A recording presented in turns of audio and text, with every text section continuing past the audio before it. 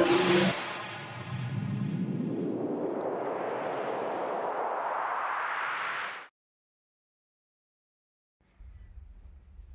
நண்பர்களே, எல்லாம் எப்படி இருக்கீங்க? இது எபி ஃபிட்னஸ். நான் எபி. இன்னைக்கு எதை பற்றி பேச போகிறோம் அப்படின்னா, ஏற்கனவே அண்ணனை பற்றி ஒரு வீடியோ போட்டிருக்கேன். பாண்டிசக்தி அவர் பயங்கரமான ட்ரைனிங் எல்லாம் கொடுக்குற மாதிரி எல்லாம் அவரது வீடியோஸு இன்ஸ்டாகிராம் யூடியூப்லலாம் வரும்.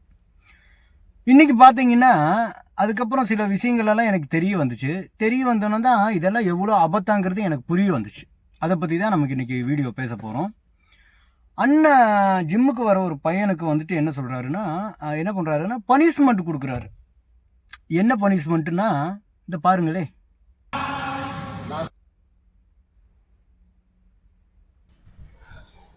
பிடிச்சிக்கோங்க. கரெக்டாக வரல, இப்படி வைங்க, பின்னாடி வைங்க.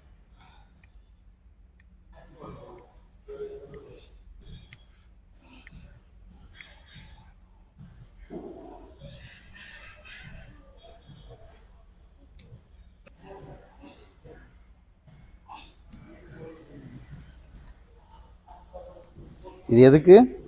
இது எத்தனை டைம் நான் சொல்லியிருக்கேன் கழட்டணும்னு சொல்லி ஒர்க் அவுட் பண்ணும்போது. இதுக்கு தான் இது. ஓகேவா? அன்னைக்கு ஈவினிங் 5 மணி வரைக்கும் அந்த தம்புளுக்கு கலண்டக்கூடாது. கை காட்டுங்க. கை எடுங்க. இந்த காஃபும் கலடக்கூடாது. இதுவும் இங்கேயே இருக்கட்டும். ஓகேவா?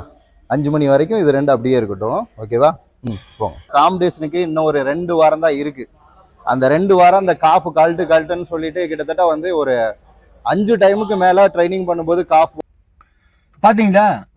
யாரோ காப்பு போட்டிருக்காங்களாம். அவருக்கு 2 வாரம் கழிச்சு இப்போ காம்படிஷனா, அதனால இவர் 2 வாரமாக சொல்லிட்டுருக்காராம், தம்பி இந்த காப்பை கழட்டு, என்ன நினச்சிட்டு இருக்கா அப்படின்னாராம். அவர் கழட்டவே இல்லையாமாப்பா. மாஸ்டருக்கு அவர் மரியாதை கொடுக்கலையாம். அதனால இவர் என்ன பண்ணுறாருன்னா, ஒரு டம்பிளை கையில் கொடுத்து இப்படி கட்டுறாரு. கட்டிட்டு 5 மணி வரைக்கும் அப்படியே இருக்கணுமா. அந்த காப்பையும் அதில் வச்சுட்டாரு. இப்படியே வச்சுட்டு இருந்தா ரத்தம் ஓட்டம் இல்லாமல் கை என்னத்தை கேட்கறது. ஆனால் 5 மணி வரைக்கும் அவர் வைக்க போகிறதில்ல. சரிங்களா? அந்த வீடியோக்காக அவர் ரொம்ப ஸ்ட்ரிக்ட் ஆஃபீஸர் அப்படிங்கிற மாதிரி அவர் காமிச்சிக்கிறாரு. ஆனால் இதெல்லாம் 10 காசுக்கு பிரயோஜனம் இல்லைங்கிறது எத்தனை பேருக்கு தெரியும்னு தெரியல. ஏன்னா இவர் இந்த அளவுக்கு பனிஷ்மெண்ட் எல்லாம் கொடுத்து பசங்களை ரெடி பண்ணி காம்படிஷன் கூப்பிட்டு போகிறாருன்னா, இதை வந்து இன்னொருத்தர் சொல்லிட்டாருப்பா, இது இல்லீகல் ஸ்போர்ட்டுப்பா, இது பாடி பில்டிங்கு, இதுக்கு எல்லையே கிடையாதுப்பா, இது எந்த எல்லைக்கு வரைக்கும் போகும்ப்பா, இது கடைசி எல்லை என்ன, சாகிறது தான், அது வரைக்கும் போகும்ப்பா, இதுக்கெல்லாம் ரூல்ஸே ஒன்றுமே கிடையாது. பாடி பில்டிங் வந்துட்டு ஒரு இல்லீகல் ஸ்போர்ட். ஏன்னா அதில் ஃபுல்லாக மெடிசன், ஊக்க மருந்து பயன்படுத்துகிறாங்க. அதனால இது எந்த விதத்திலையும் இது சட்டப்பூர்வமானது கிடையாது, இது இல்லீகல் ஸ்போர்ட்னு ஒருத்தர் வந்து சொல்கிறாரு. நான் அவர் சொல்கிறத கேட்டுருவோமே ஃபஸ்ட்டு. பட் ஸ்டீராய்ட்ஸ் அப்படின்னு போகும்போது வாட் அந்த டேக் வந்து என்ன டேகோட வரும் பாடி பில்டிங் வரும்போது? See, let me be very clear on my stand. Just because I took steroids, I do not approve of it. Steroid is a hormone, and a lot of steroids that you get are in the black market. So you don't know how it is made. If it is sterile, adula label la podradhukku ulla irukkan theriyadu. So it is like buying street drugs like cocaine and buying ganja. adha maadha It may be less harmful, avladhaan solla mudiyum. But this is part of the sport. Bodybuilding is a sport which has no rules. Very simple. From low level to highest level. Rules say கிடையாது. It's an illegal sport. Very clear. But ஒரு பேச்சுக்கு steroids use பண்ண கூடாதுன்ற ஒரு testing இருக்கும், அவ்வளவுதான். அந்த மாதிரி அது முன்னாடி இருந்துச்சு. They have some organizations, but it is all doesn't exist anymore. Everybody is on it, and if everybody who's in the top level will be on it. Some people who don't know about it may be not on it. இந்த காலத்தில் அப்படி யாரும் கிடையாது. You don't know what you're doing to yourself. Bodybuilding is an illegal sport. You can take all the drugs you want, do any illegal activities, do whatever you want, and come on stage, and you have to be alive on the stage. அவ்வளோதான். பார்த்தீங்களா நண்பர்களே, இதுக்கெல்லாம் எல்லையே கிடையாதான். இவங்க என்னடானா ஒரு punishment கொடுத்துட்ருக்கிறாரு, அங்கே என்னடானா அவர் வந்து இல்லீகல் ஸ்போர்ட்டுங்கிறாரு. இது ஒன்றும் புரியல. எனக்கு பல நாட்களாக ஒரு டவுட் இருந்தது. அது என்னையா ஒலிம்பிக்கில் விளையாடுறவங்களுக்கு கொடுத்துட்றாங்க, காமன்வெல்த்தில் விளையாடுறவங்களுக்கு பரிசு கொடுத்துட்றாங்க, ஏசியன் கேமில் ஜெயிச்சு பதக்கம் வாங்கினாலே கவர்மெண்ட் வேலை கொடுத்துட்றாங்க. இந்த நீரஜ் சோப்ரா ஜெயிச்சாரு, அவர் வந்து அந்த ஈட்டி எறிதல்ல வாழ்நாள் முழுவதும் அவருக்கு வந்துட்டு ஃபஸ்ட்டு கிளாஸ் ஃப்ரீ. காரு அது இதுன்னாக்கா நகை இல்லை, காரு, பணம், லேண்டு, ஆடி காரெல்லாம் கொடுத்தாங்க. அது போக இந்த மகேந்திராவெல்லாம் ஜீப்பெல்லாம் கொடுப்பாங்க. ஆனால் இந்த பாடி பில்டிங் ஜெயிக்கிறவங்களுக்கு ஒருத்தனும் 10 காசு கொடுக்குறதில்ல. நம்ம முனுசாமியா அண்ணனை பற்றி போன வீடியோ போட்டோம் பார்த்தீங்களா, பைக்கு தரானு கூட தரலையா, ஏமாற்றிட்டானுங்களாம். இதை விட இந்த ப்ரோ கார்டெல்லாம் கொடுத்துருக்கானுங்க. ப்ரோ கார்டு கொடுத்தா லைஃப் சேஞ்ச் ஆயிரும் அப்படின்னு பார்த்தா சப்ளிமெண்ட் தரேன், அதை தரேன், இதை தரேன்னு ஃபஸ்ட்டு 50,000 ரூபாய்க்கு இது கொடுத்துருக்கானுங்க, செக்கு. அந்த இது கொடுப்பானுங்க இல்லைங்களா. அதுக்கப்புறம் சொன்னாங்களா பணம் கிடைக்காது, இந்த 50,000க்கு உண்டான சப்ளிமெண்ட் கிடைக்கும் நானுங்களா. கடைசியில் ஒன்றுமே கிடைக்கல. அவர் IFBB ப்ரோ கார்டு வாங்கினவர், அவருக்கே அந்த நிலமைனா இவர் வந்து என்ன சொல்கிறாரு நம்ம சக்தி பாண்டியன்னா, லைஃப் சேஞ்ச் ஆகுதாமாப்பா, பார்த்துக்குங்கப்பா. பாடி பில்டிங்கில் வந்துட்டு இப்படி அனபாலிக் யூஸ் பண்ணிவிட்டு யூஸ் பண்ணால் அது லைஃப் சேஞ்ச் ஆகுதான், பார்த்துக்குங்க. நம்ம அண்ணன் சொல்கிறாரு. இதெல்லாம் எந்த இதில் இப்போ பாருங்கள், இப்போ 2 நாளைக்கு முன்னாடி பார்த்தேன், தமிழ்நாடுல இருக்கிற ஜிம்முகளில் ஊக்க மருந்து சோதனை நடத்தியிருக்காங்க. அது ஸ்க்ரீன்ஷாட் இருந்தால் நான் போடுறேன் பாருங்கள். அதுபோக ஹைதராபாத்தில் சட்டவிரோதமாக அனபாலிக் ஸ்டெராய்டு ஊக்க மருந்துகளை பயன்படுத்தினதாக வந்து கைது பண்ணியிருக்காங்க. அதில் ரொம்ப 3rd கிளாஸ் மருந்துகள்.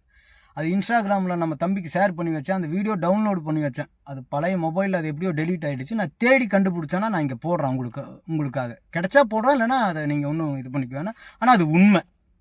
அப்போது உடல் ஆரோக்கியம் அப்படின்னு தான் ஜிம்முக்கு போகிறாங்க. ஏன் இது இவ்வளோ பெரிய கை இவ்வளோ பெரிய தொட வைக்கணும்னு என்னையா அவசியம் இருக்குது? நான் எனக்கு புரியல. உடற்பயிற்சி கூடங்கிறது என்ன? உடற்கு தானே பயிற்சி. அதில் ஊசி போட்டு இவ்வளோ பெரிய கையாக்கி காம்படிஷனில் போய் இதுக்கா ஜிம்மு? ஆனால் உடற்பயிற்சிங்கிறது போய் இதுக்கு தான் போய் யூஸ் பண்ணுறாங்க. இப்போ என்ன தெரியுமா பேர்? என்ன பேருனா, அந்த மாஸ்டர்கிட்ட போனால் அவர் அவ்வளோ செலவு கொடுத்தோம்னா பாடி ரெடி பண்ணிடுவார், இந்த மாஸ்டர்கிட்ட போனால் இவர் கொஞ்சம் ஜாஸ்தியாக, இவர் கொஞ்சம் லோக்கல் மாலெல்லாம் போட்டுருவார், இந்த மாதிரி ஆயிடுச்சு. புரியுதா நண்பர்களே?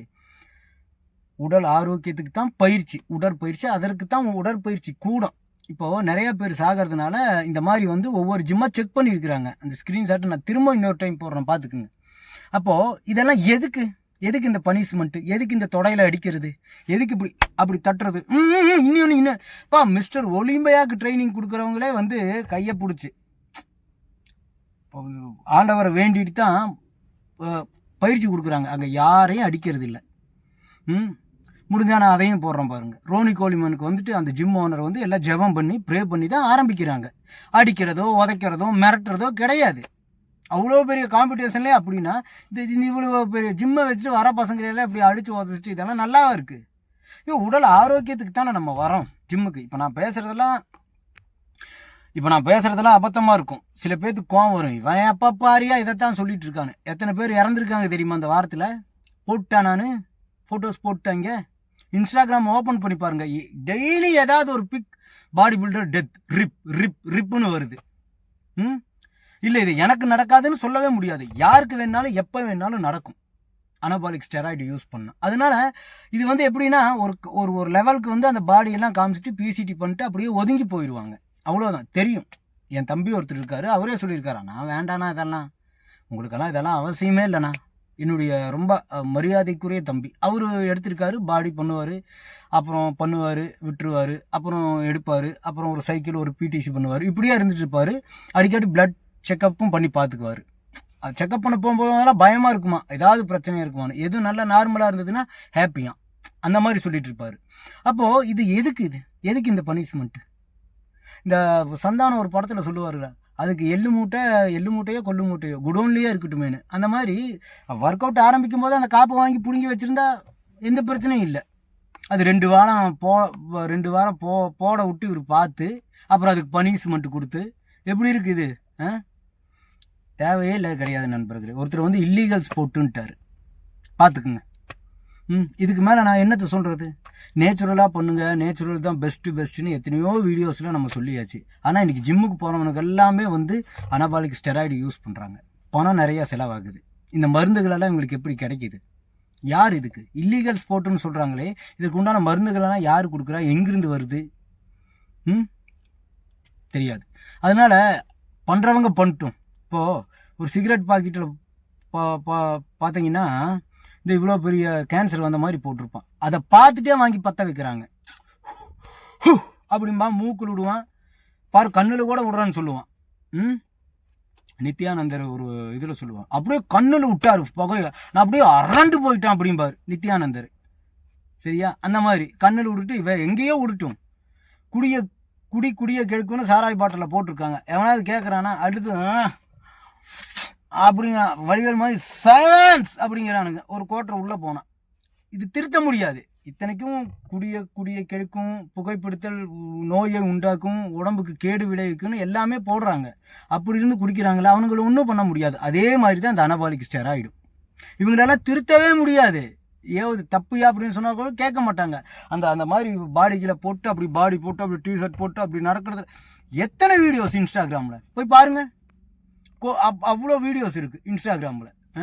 ஆனால் இதனுடைய தீவிரம் எல்லாம் தெரியாது. யாருக்கு என்ன வேணுனாலும் எந்த நேரத்தில் வேணுனாலும் நடக்கும். அதனால பாண்டி சக்தி அண்ணா வந்து என்னமோ பெரிய இது மாதிரியும் அவர், ஐயோ ஏன் கேட்குறீங்க, கமாண்டெல்லாம் போய் பார்த்தீங்கன்னா சரியான ஒரு மாஸ்டர், இவர்கிட்ட தான் ட்ரைனிங் அப்படி இப்படின்னு எல்லாம் எழுதுறானுங்க.